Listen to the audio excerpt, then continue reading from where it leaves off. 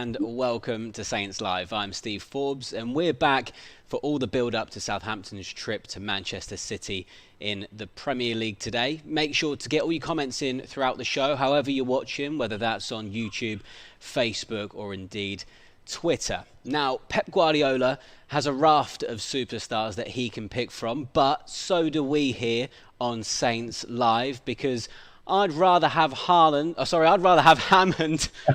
Haaland.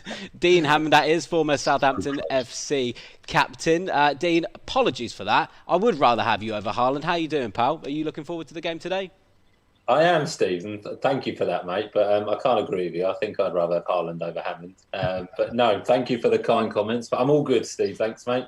Looking forward to the game. Should be an interesting one and a huge test for the Southampton players. And big challenge today. But looking forward to it. And who would have Bernardo when you've got Belvers? Premier League reporter supremo, Paul Belverstone. It's great to have you back, pal. Thanks, mate. I was so convinced you were going to say we have a whole raft of superstars of our own, but here are Dean and Belvers. So thanks for the nice intro. I've tried to decorate for you today. I've dug out some old programs to make it look a bit more interesting at the back. You don't want me just sat in a boring white corner of the house with just a plain door behind me, do you? You right there, Dean? I'm very well. Can't change. Got Joe Prince right to contend with when it comes to the battle of the backdrops, Paul. But yours is very good, I have to say. Now we're going to have the team news coming up in around about 15 minutes time. We know that Tino Livramento and Romeo Lavia are the only people that are going to be missing. Juan Larios and Adam Armstrong should be available, but they did miss a bit of training during the week. Now, Paul, I'm going to put it down to you. If you had the decision today to make, who would you be picking, and would you be making any changes to the lineup that lost to Everton last time out?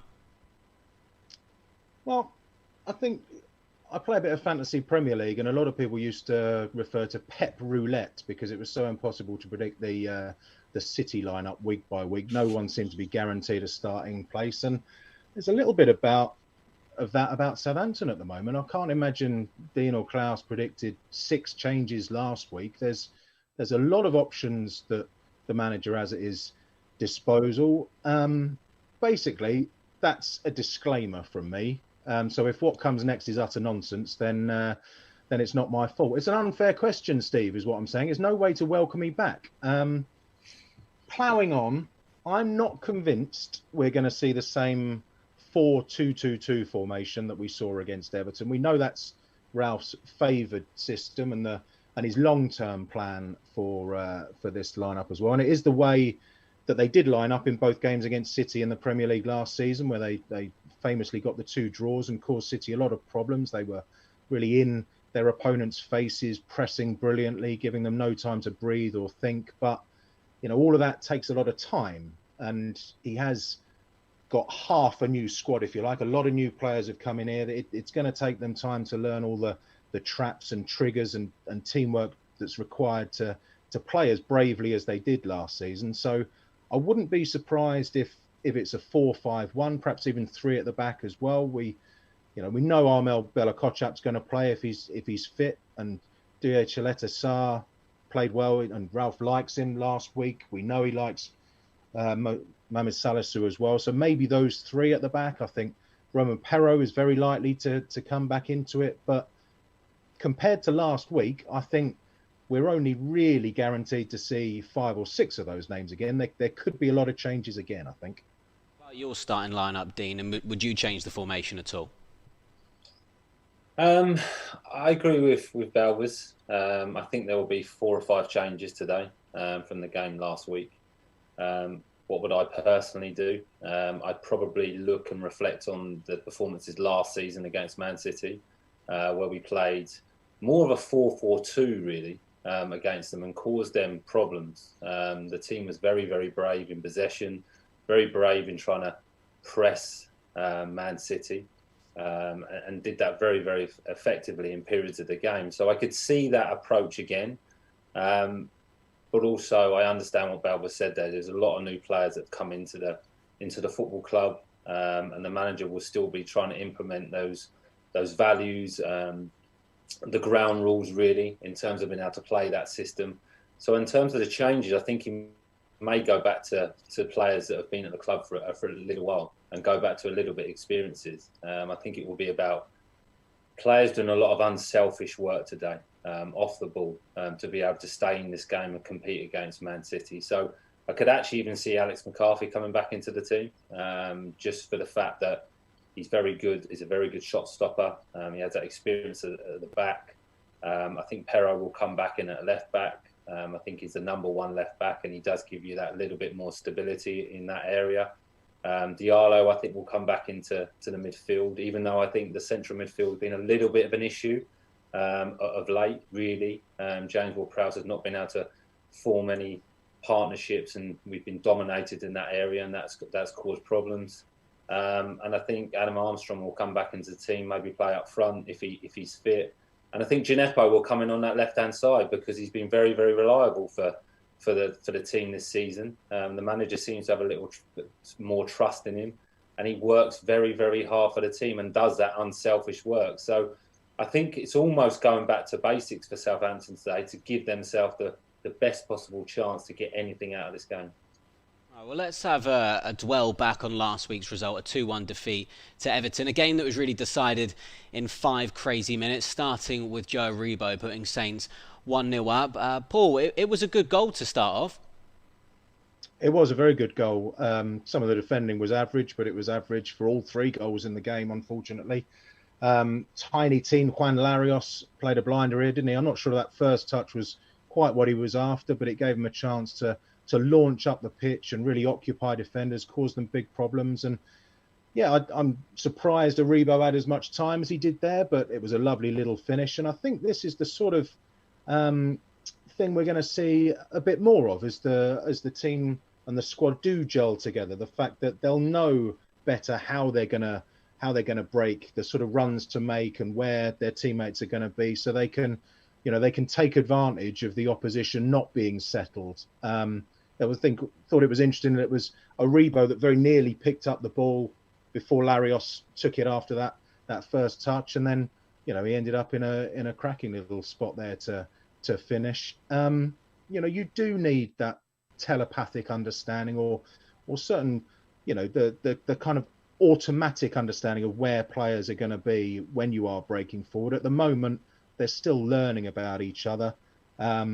As I mentioned earlier, half the squad has been changed in one transfer window. So it is very ambitious to think that everything is going to slot together very nicely, very quickly already. But, ultimately it was a good goal, and we were very much hoping for more of that as the game went on, rather than what happened a couple of minutes later. Well, let's go on to what happened next. Everton's equaliser came from a set piece. What went wrong here, Dean? Well, a number of things, to be honest, Steve. I think the disappointment that it happened 3 minutes after we'd gone into the lead.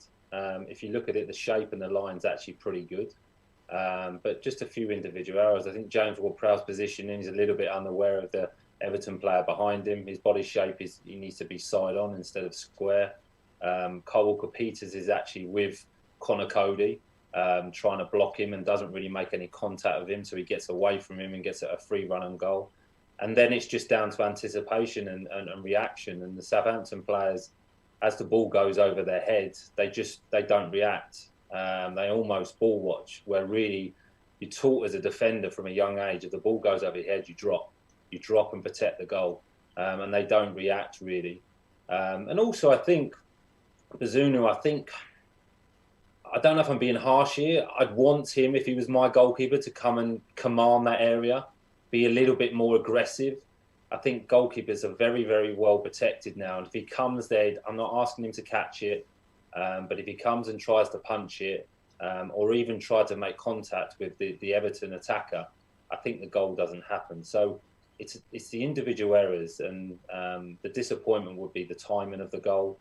And personally, being in this situation, the disappointment would be if you looked at the players, there was lack of organisation, lack of communication in that area to realise the situation that we're 1-0 up here. We've worked really hard to get into that position, concentrate in this moment, see this set piece out, and they didn't do that. So just, I mentioned it after the show, it's just those little bits have been a little bit more aggressive. And what I mean that is aggressive in your approach in that moment and aggressive when you're making contact with the opposition. Don't let them get a free run on you and react and protect your goal. If the ball gets cleared and you have to get out to the edge of the box, get out quick, but drop off and protect the goal in that first instance. And I think that will be the disappointment from the players when they've looked at that again, that it's easily defended, really. It's a reasonably good delivery, but I'd want the goalkeeper to do a little bit more, in my opinion.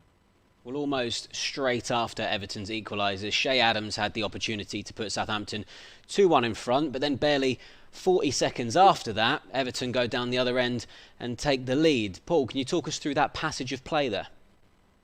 Yeah, I saw a fair bit of criticism for Che Adams, which I thought was a bit unfair, because if we watch his feet while we play the clip, I think he has to just adjust his feet in the last couple of strides. And if Aribo's ball was maybe 6 inches further up, then he would have been able to shoot first time. Instead, the Seamus Coleman, I think it was able to block, and Jordan Pickford would have blocked it anyway if it had got through, because after that first touch by Che.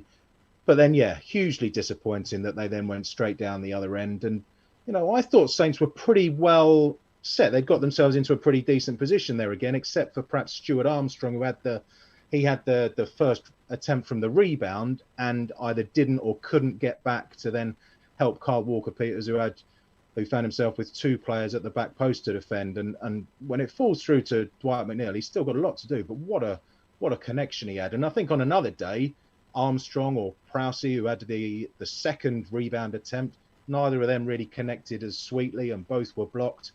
That's a real sort of kick in the teeth kind of finish there, that he's managed to smash it in like that. I think it's one of those where we often talk about VAR decisions being decided by millimeters and things, and I think this is another one where that well-worn cliche of small margins comes in, because if that ball from Aribo had been able, had given Che the opportunity not to take that touch, to just fire it in first time, Everton wouldn't have been in a position to block it. If he'd connected then as sweetly as Dwight McNeil did, it would have been 2-1 to Saints. I think at the other end, again, going back to the sort of the youthfulness of the team, inexperience. You've got a bunch of teenagers back there, so perhaps it is inexperience or a lack of communication, these things that do come with players when they're just breaking into a team at a young age.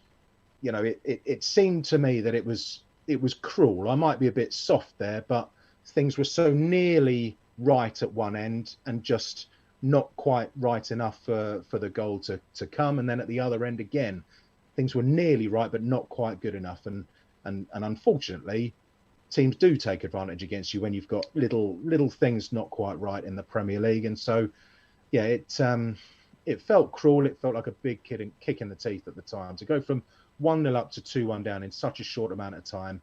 And again, with that chance to go 2-1 up themselves, you could feel St Mary's being deflated at the time as well. Well, it wasn't to be, but we do move on to another fixture, and we all know that facing Manchester City is a tough assignment. And in his press conference, Ralph was asked what his minimum requirement is from the game today. I think most people, maybe everybody, would accept that they're on a different level to not only you, but most teams. So as a manager, you can't dictate a result from the sidelines. You can only hope your team perform. I don't expect you to say you accept a defeat ever, but what's a minimum requirement for you to leave the Etihad happy with your team? Yeah, I think it is very clear that in football it's everything about result. And if you take a point, then you're happy. If you don't take a point, you're not. It's very simple. Yeah, sure. I want to take something out of this game, and this is maybe a message also for us that we are in these moments have to see that we are good there, and I think we have shown it against them in the past that we can be a nasty opponent, and this is what we want to be. There we go. That was Ralph Hasenhuttl talking about his minimum requirements from the game against Manchester City today. But we are going to bring in you the team news now. It's hot off the press. This is the Southampton squad to face Manchester City at the Etihad. Our starting 11 will begin in goal.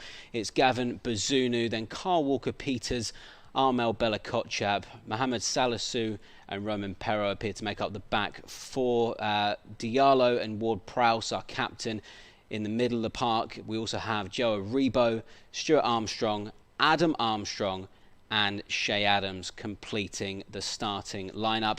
And on the bench for Southampton, we have Alex McCarthy, Juan Larios, Lianco, Shaletta Sarr, Ainsley Maitland-Niles, Musa Gineppo, Moy Elyounoussi, Theo Walcott and Sekou Mara.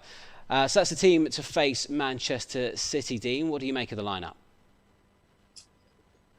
Good lineup. I think you look at it, the manager's gone for a lot of experience. I think he will play that 4-4-2 or potentially could play a 4-5-1 depending on where Joe Aribo plays and Adam Armstrong. If Adam Armstrong's been playing wide left, or will he play up front to provide that pace on the counter-attack?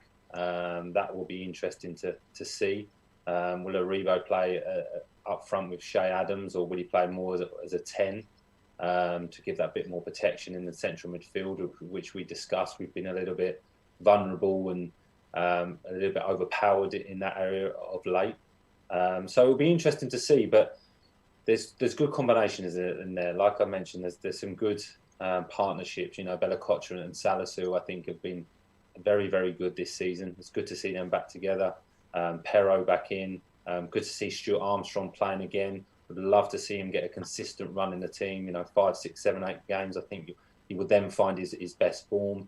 He's very, very reliable. And is one of Southampton's more effective players. So defensively, there's stability there, and there's a good foundation. But there's also players within that team that can cause Man City problems, whether that's on the counter-attack or by pressing and winning the ball back and then having the chance to be creative. So, yeah, I like the selection. I do. And there's some experience in there. And it gives Southampton a good chance to get something from this game. Yeah, Paul, Ralph choosing to stick with the back four, it seems, and some good attacking options. Pretty positive to face City then? Absolutely, yeah. And look, Dean is a much better man than me, because if as many of my predictions before this team news came out had proven true, I'd be crowing. I'd be going, I told you so, because he's quite right. He's picked mainly established players. There's no sort of risky selections in there, just the two sort of summer signings, and he was never going to leave out Bella-Kotchap. And Joe Aribo, you know, only a few months ago was playing in a European final with Rangers, so you know he's got plenty of experience behind him. Diallo back in to play alongside James Ward-Prowse, as Dean suggested would happen. And that, you know, I don't think that's the biggest surprise, because Ralph has been talking about how much Ainsley Maitland-Niles still has to learn in that role, about what he expects from his players when they don't have the ball, when they're looking to win it back. I think it'll be very interesting to see, given the number of players who are in this lineup that will have played in that game or the games last season, that know what Ralph Hasenhuttl expects and how he approached these 2 matches against City, or 3 matches with the FA Cup as well against them last season, how brave they'll be, how in City's faces they'll get, or how much they will perhaps just to sit back and look and try and catch them on the break, because they did seem to unsettle City last season, the way they did give them no time to breathe. And it's the hallmark of the first 3.5 years of Ralph Hasenhuttl at Southampton. It seems to have dropped off a bit this season, because the new players, as we said, are learning what he wants from them. But, you know, ultimately, it's an experienced side, a side that know what the manager expects. The manager's had proven plans against this very, very exciting City team in the past. So, yeah, I think there are lots of reasons to be positive going into this one. Well, we now know the lineup to face Manchester City in the Premier League today, but let's see what you, the fans at home, have had to say across our social media channels. Tropin Gaming has said, looking for character and passion from the team today, regardless of the result. Peter has said, this is the kind of game where we could cause an upset. Carly Marie Kinsey said, irrespective of what the scoreline will be, she wants to see a performance and heart, desire and fight from Southampton's players. Ryan Ackland says a point would be good for Saints. It would be a cracking point. Max has said on YouTube it's a strong lineup, and also Rosemary Rickett on YouTube has said, got to have a big heart, confidence, and just go for it today. Now, Dean, we heard from Ralph before the team news came out and talking about his minimum requirement. Now, obviously, no manager is going to accept a defeat, but what would be the minimum requirement for you today? I think I would like to see from the players just a spirit, a togetherness. No matter what happens, there's going to be some disappointment in the game. So how you react from that, and like I say, the togetherness is really, really important. And a game plan as well, in terms of the idea of how you're going to get something from the game, and see the Southampton players play that out. I think that's really, really important. And also individually and collectively, test yourself against the best. Be excited about that. You know, we talk about how well Bella Kotchap's played this year and what a talent and what potential he has. Now he's going to go up against Haaland today. Be brilliant. Be excited about that. You know, face the challenge. I think the players having some fear today is a good thing. It really is, because it keeps you present. It keeps your mind active. You know you've got to be within the game. You can't let yourself drift off. So concentration is really, really important. I think the result is really hard to control against such a brilliant team in Man City, who are scoring goals at will. They're blowing everyone away, and probably the best team in the world at the moment. So you can't control that. But can you control your ability individually to work hard, to commit to the performance and trust in each other? I think that's really, really important. And if you do that, you can walk off the pitch with your head held high, and whatever happens in a game happens. And I think they would have worked on things during the week to probably try and find a way of getting a point this season. And you take heart from the performances last year and the results last year as well in the Premier League. A 0-0 draw where we probably could have won the game, and then a 1-1 draw at home where they've caused Man City problems. So you have to take confidence from that. So I'd like to see the Southampton players respect this Man City team, but have that little bit of quiet belief within the group that they can get something today. Well, on the subject of free-scoring Man City, and indeed Erling Haaland, just 14 Premier League goals so far for him this season, Paul. I believe a stat I read said once every 48 Premier League minutes he's scored this season. How do you even begin defending against a player like that? It's just extraordinary, isn't it? Going back to Pep Roulette, I'd convinced myself earlier in the week that Haaland would be rested for this game, with more Champions League games and big Premier League tests against Liverpool. I think they've got next coming up. Then he was taken off at half-time, so that plan went in the bin, didn't it? He is starting today. Only one team, I think, has stopped him scoring for City since he made his debut in the Community Shield. That was the European giants of Bournemouth. They did that by restricting him to just eight touches in 80 minutes or so, but they still got turned over 4-0. So it's not like City have suddenly become a one-man team. He is incredible. He's got absolutely everything. He's got pace, power, extraordinary quality, and he's still so very young. And it also seems like if a team or a defender does have his number one time, then he'll get his way back the next time they meet. If you go back to Ajax against Dortmund last year, Ajax ran out 4-0 winners. Erik ten Hag was the manager. The man praised for keeping Haaland quiet was Lisandro Martinez. They then meet again, of course, in the Manchester derby. Haaland absolutely tears them to pieces. So, you know, he is extraordinary. Knowing what's coming doesn't help necessarily either. I remember David Moyes saying at the start of the season that he'd noticed a particular run that Haaland would make a lot in the Community Shield. And he pointed this out to his team, especially his defence. Look, watch out. This is where he wants to go. This is where he wants to attack from. In the game, opening weekend against West Ham, he made that exact same run and scored. So even when you know what's coming, it doesn't necessarily help you. Ultimately, again, Steve, it's an unfair question. Greater footballing minds than mine have tried to stop Haaland and have come up very, very short. How am I supposed to come up? The only thing I've come up with so far is when Saints moved into St Mary's, couldn't get a home win for, I think it was the first 3 months, until they got the White Witch, Keredrin Dragonoak Connolly down to do some chanting and stuff. All of a sudden they won. Maybe we could send her up to the Etihad, put some sort of curse on Haaland, and hope his 10 teammates have an off day. Yeah, fingers crossed he tweaks something in the warm-up. Who knows what can happen prior to kick-off. But the last time we faced Manchester City, it was a 4-1 defeat in the FA Cup. Now, Southampton did have their chances in that game, Dean. They had 13 shots against Man City's 19. What do you remember from that game? A brilliant performance from Southampton, especially for the first hour. I think they went 1-0 down and got an equaliser. But the two central midfielders in Aurier Romao and James Ward-Prowse on the day were fantastic. I remember the movement, the willingness from the Southampton players. You mentioned here they created chances. Livramento was brilliant. We're seeing a Cutler challenge. Southampton were fully committed to playing this way and causing Man City problems, and they did. And it was with their energy, their desire. You know, Adam Armstrong hitting the post there. He had 3 or 4 chances on the day. And the two centre midfielders, I'm repeating myself, were so good. And I think that's important today as well. So they caused Man City real problems. And not many teams do that. And Southampton always seem to enjoy playing against Man City, especially last year that they proved that.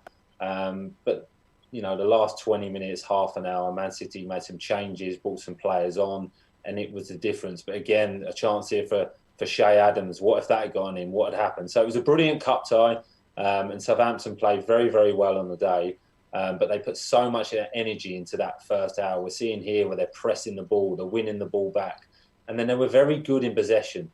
When you're playing against a team like Man City, when you have the ball, you've got to have the ability to be able to keep possession at times. Otherwise, it's going to be a long day. So they were brave. They got the rewards, stayed in the game, had chances to maybe go ahead. But Man City, just in that last 20 minutes, just showed their class and the depth of their squad, really. And that was the difference on the day. But a performance that the players can be proud of and take confidence in today, I believe. Well, in the Premier League last season, away at Man City, it was a very credible 0-0 draw. But a big talking point from the game was a penalty on Adam Armstrong that was overturned by VAR. Still contentious for you, Paul? Oh, very much so. Yeah, about a year on, I still can't completely explain it. We know the key principles of VAR. It was never going to bring in 100% accuracy, but was going to lead to more correct, fairer judgments. It would only be overturning subjective decisions if there was a clear and obvious error. And there was a clear and obvious error here because the referee, John Moss, gave the penalty and a red card, and double jeopardy had only recently come in, and so it shouldn't have been a red card if it was a penalty. But then both decisions were overturned, and I've actually looked it up again this week to try and work out how, the reasons behind it. And I saw Michael Owen claiming Adam Armstrong had initiated the contact. Now, that seems very harsh to me. Dermot Gallagher, the former Premier League referee, he said he felt it was a penalty on first viewing, but then watching the replay that John Moss watched over and over again, having been sent to the pitchside monitor here, he felt that again shows Armstrong overrun the ball. Walker gets round him, Armstrong goes in, catches Walker on the back of the calf, and so the referee got it right. I'm still struggling with that explanation, though. For me, Kyle Walker lunged in, got nowhere near the ball, did get a lot of Adam Armstrong, and not a clear and obvious error. I still think it's a penalty. I still find it baffling that as many people as they did on the day found a reason to agree that it was contentious and should have been overturned. The fact that it was overturned still baffles me. It was a penalty all day long for me, still is a penalty all day long. Yeah, this is a decision that we've spoken about before, Dean, but let's do it again. A harsh decision to overturn for you still. I agree with Paul, 100%. I still can't get my head around how it's not a penalty. Just for the fact that Kyle Walker doesn't at any point touch the ball. Not at any point, even after the first contact with his body. If he then touches the ball after the contact and they're both on the floor, you could suggest that maybe he's just protecting the ball and using his body and outstrengths Adam Armstrong. I just don't see it. And you see it from the replay. At no point does he actually touch the ball. And Paul mentions there that Michael Owen say, well, Adam Armstrong makes the first initial contact, or he's not in control of the ball. I don't agree with that. He's only not in control because of Cole Walker coming in at that pace and making contact. So he doesn't make any contact with the ball. And I think the referee got it right. I think it's not a clear and obvious decision in terms to overturn it. I can't believe he's gone to the screen and actually looked at it clearly, patiently, and seen it a number of times, and not just had the view that Cole Walker's not touched the ball. So, look, for me, it's a penalty all day long. I agree with Paul. I don't think it's a sending off, but it's a penalty. So it's still very, very strange for me. And those decisions sometimes just go against you, especially away at the big clubs. I can't explain that, but they seem to do. But it really surprises me. And the one thing that makes me laugh as well is Cole Walker's reaction after it gets overturned. You can see a wry smile and laughter on his face as he's run back in position. So he knows, and players know when you've got away with one, and he knows he's got away with one then. Yeah, definitely got away with one there, Dean. Right, we've got about 45 minutes until kick-off at the Etihad, so we'll get your final thoughts on the game today and also those all-important score predictions. Paul, let's come to you first there. Well, I think, we've just been talking about the VAR. It didn't go Southampton's way at all. I think, we're always told that these big decisions even themselves out, normally over the course of a season. They're going to even themselves out over the course of a year this time.